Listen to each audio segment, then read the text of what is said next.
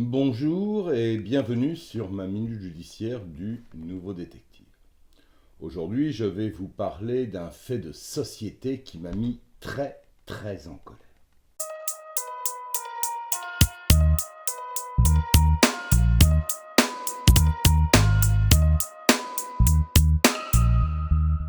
Cela se passe à Lyon, mais pas uniquement. Et en regardant de plus près, j'ai envie de vous dire que cela se passe partout en France, que ce phénomène est en train d'exploser.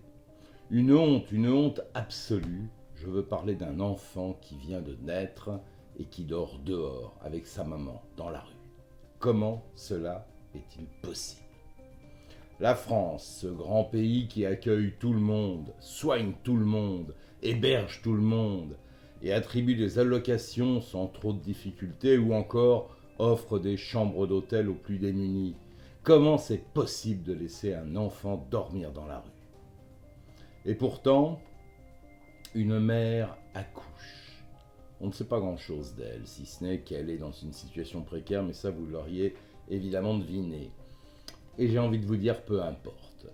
Une relation qui tourne mal, une mise au chômage, un incident de la vie, plus de compagnons, plus de domicile, elle est enceinte, seule à la rue, et elle accouche. Et en sortant de la maternité, elle va dormir dehors, avec son enfant, qui vient de naître, parce qu'elle n'a pas de logement. À l'origine, depuis le début de l'été, il semble que les services de la préfecture de Lyon aient décidé de mettre en place un nouveau critère de vulnérabilité qui les conduit à estimer qu'un nourrisson de quelques jours ne rentrait pas dans les critères et pouvait donc par conséquent être laissé sans solution.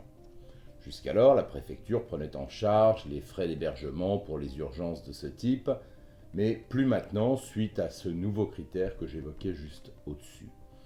À la mairie donc de se débrouiller, et cette dernière renvoie bien évidemment la balle à la préfecture, et pendant ce temps-là, l'enfant dort dehors. Sur X, on retrouve les observations de Madame Nathalie Perrin-Gilbert, conseillère municipale de Lyon, qui se désolidarise de cette orientation politique particulièrement cynique et qui fait porter aux travailleurs sociaux le poids d'annoncer aux familles la remise à la rue. Maude Bigot, directrice opérationnelle du SAMU social de la ville, monte au créneau en exprimant sa honte de l'accueil qu'on réserve à cette femme parce que des gens décident que cela coûte trop cher.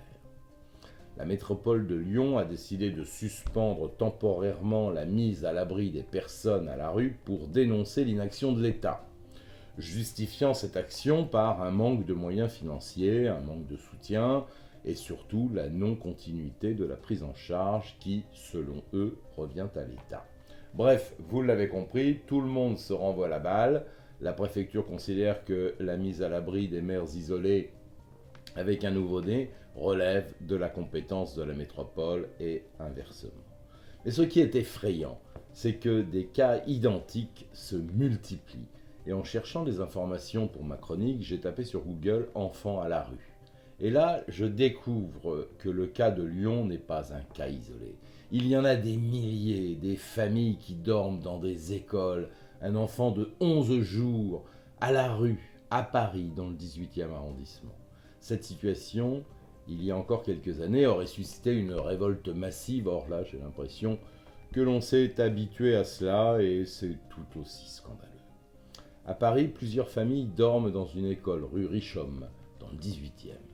C'est bien, mais l'école n'a pas vocation à être un lieu d'hébergement.